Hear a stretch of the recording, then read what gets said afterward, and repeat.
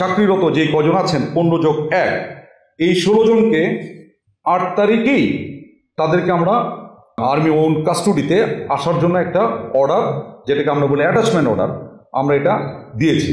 এই সময় হলো কি 8 তারিখে আইসিটিতে দুটো চার্জশিট, প্রথমে দুটো পরে থার্ড চার্জশিট জমা পড়লো।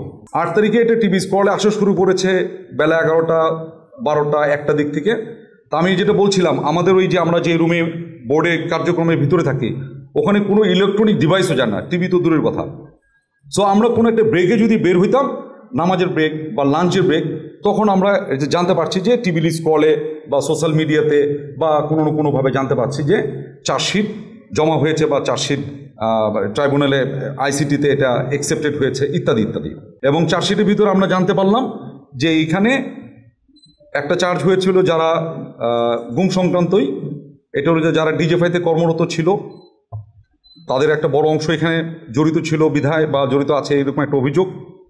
আরেকটা আছে র্যাবের টিএফআই নিয়ে, এবং আরেকটা ছিল সেটা 5 আগস্টের রামপুরা ইনসিডেন্সের উপর ভিত্তি করে। তো এইটা ঘটার পরে যেটা হলো, ওখানে কতগুলো কথা বলা ছিল, যেমন ধরেন সাথে সাথে ওয়ারেন্ট অফ অ্যারেস্ট ওয়ারেন্ট যেটা, সেটাও ইস্যু হয়ে যায়। তো ইস্যুটার ক্ষেত্রে আপনারা সাংবাদিকের আমাদের থেকে আপনারা এটা বেশি জানেন। সেটা হচ্ছে যে এই ওয়ারেন্টটা ইস্যু করে ট্রাইব্যুনাল থেকে, করার পরে এটা কার কাছে যায়? পুলিশের কাছে, আইজিপির কাছে যায়। তাকে একটা ডেট দেওয়া আছে 22 তারিখের ভিতরে এটা তাকে কার্য সমাপ্ত করতে বলেছেন। আর এখানে অনুলিপি হিসেবে, অনুলিপি পর্যন্ত মানে ফটোকপি বা অ্যানাদার কপি, এগুলো কপি হিসাবে আমাদের বিভিন্ন অ্যাপয়েন্টমেন্ট যারা আছে তাদের কাছে একটা করে অনুলিপি। আমরা এটা সোশ্যাল মিডিয়াতে দেখেছি এবং টিভির স্ক্রলে কেউ কেউ এটা দিতে পেরেছেন, কেউ কেউ দিতে পারে না, বাট আমরা সোশ্যাল মিডিয়াতে দেখেছি এরকম চার্জশিটের অনুলিপির ভিতরে কারো কারো আছে। আমরা অদ্যবধি পর্যন্ত কোনো এই যেটা বললাম অ্যারেস্ট ওয়ারেন্ট এখন পর্যন্ত আমরা হস্তগত হয় নাই। এটা আপনার বিষয়টা কিন্তু আইনি বিষয়, এটা কোনো অন্য কোনো চিঠি বা অন্য কোনো কিছু না যে ইলেকট্রিসিটি বিল আসলো সেই ইলেকট্রিসিটি বিল দিল না কেন, এটা কিন্তু আইনি বিষয়। আপনারা একটু খেয়াল করে দেখেন, এটা আসার কথা তার একটা প্রেসক্রাইব রুট আছে, সেটা পুলিশের মাধ্যমে আসবে, ইন্ডিভিজুয়ালের কাছে পৌঁছাবে, ইন্ডিভিজুয়াল এটা রিসিভ করবেন, ওটা সাইন করবেন, ডকুমেন্ট এটা ফেরত যাবে, কোর্ট অ্যাকনোলেজ করবেন যে যার এটা ইস্যু হয়েছিল সেটা রিসিভ করেছে, তাই তো? বসুন্ধরা ডায়াপেন্ট এখন আরো উন্নত। এই হট এয়ার থ্রো টপশিট দ্রুত শোষণ করে সোনামণিকে দেয় কোমল অনুভূতি। এটা কি বিদ্যুৎ বিলের মতো না, কিন্তু খেয়াল করে দেখেন আমরা এখন পর্যন্ত ওই ইয়েটা পাইনি, যেটা ওয়ারেন্ট আমরা এখনো আমাদের হস্তগত হয়নি। কিন্তু বাংলাদেশ সেনাবাহিনী সংবিধান স্বীকৃত বাংলাদেশের সকল আইনের প্রতি শ্রদ্ধাশীল। আমি আবার বলে নিচ্ছি, বাংলাদেশ সেনাবাহিনী সংবিধান স্বীকৃত বাংলাদেশের সকল আইনের প্রতি শ্রদ্ধাশীল। সেই প্রেক্ষিতেই আমরা 8 তারিখেই মানে বুধবার এই যে অফিসারদের নাম আসছে, এর ভিতরে কেউ আছে অবসরপ্রাপ্ত, কেউ আছে এলপিআর মানে হচ্ছে লিভ প্রায়র রিটায়ারমেন্ট, মানে পিআরএল যেটা অনেকে বলেন, আর অনেকে আছেন অ্যাক্টিভ সার্ভিসে। আমি সংখ্যাটা দিলে আপনাদের একটু সুবিধা হবে, যদিও আপনারা সবাই চার্জশিটে দেখেছেন।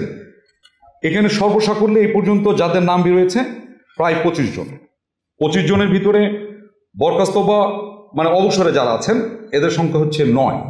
এলপিআর বা লিভ প্রায়র রিটায়ারমেন্ট যেটা আছে এটার সংখ্যা হলো 1, আর চাকরিরত অফিসারের সংখ্যা হচ্ছে এখানে 15।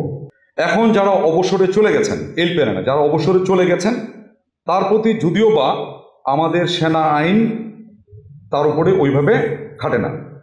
বাকি যারা আছেন এলপিআরে এবং চাকরিরত যে কজন আছেন 15+1 এই 16 জনকে 8 তারিখেই তাদেরকে আমরা আমাদের একটা সেনা হেফাজতে, যেটা আমরা বলি আর্মি ওন কাস্টডিতে আসার জন্য একটা অর্ডার, যেটাকে আমরা বলি অ্যাটাচমেন্ট অর্ডার, আমরা এটা দিয়েছি। এবং খুব স্বাভাবিকভাবে একটু খেয়াল করে দেখেন, যে কোনো সরকারি বা ইভেন বেসামরিক মানে অন্য কোনো প্রতিষ্ঠানও হইতে পারে, তাকে এক জায়গা থেকে যদি আর এক জায়গায় বদলিও করেন তাকে একটা সময় দেওয়া হয়, তাকে জার্নি করার জন্য একটা সময় দেওয়া হয় যেটাকে বলা হয় জার্নি টাইম, যোগদান করার জন্য একটা সময় দেওয়া হয় যেটাকে বলা হয় যোগদানের জন্য জয়নিং টাইম, আছে না? এটা কিন্তু আমাদের প্রচলিত। ঠিক সেরকমও তাদেরকে 8 তারিখে বলা হয়েছে, অ্যান্ড এটা ঘটেছে বিকাল অথবা সন্ধ্যার কাছাকাছি সময়। এবং তাদেরকে বলা হয়েছে 9 তারিখের ভিতরে তোমরা সেনা হেফাজত ঢাকা ক্যান্টনমেন্টের একটা আমরা বলে দিয়েছি এই জায়গাতে তাদেরকে অ্যাটাচ করার জন্য, MNQ অ্যাটাচ মানে সংযুক্ত হওয়ার জন্য। কেন বলছি যে তারা তো বিভিন্ন জায়গায়, কেউ হয়তো ব্রিগেড কমান্ডার ছিল, কেউ হয়তো স্টেশন কমান্ডার ছিল, কেউ হয়তো বিভিন্ন অ্যাপয়েন্টমেন্টে ছিল। এইটা তাকে ইমিডিয়েটলি ওই অ্যাপয়েন্টমেন্ট বা নিযুক্তিটাকে রিলিজ করে আমাদের সেনা হেফাজতে আমাদের একটা আছে মানে মুভ অ্যান্ড কোয়ার্টারিং বলি MNQ, এইটার আন্ডারে চলে আসার জন্য।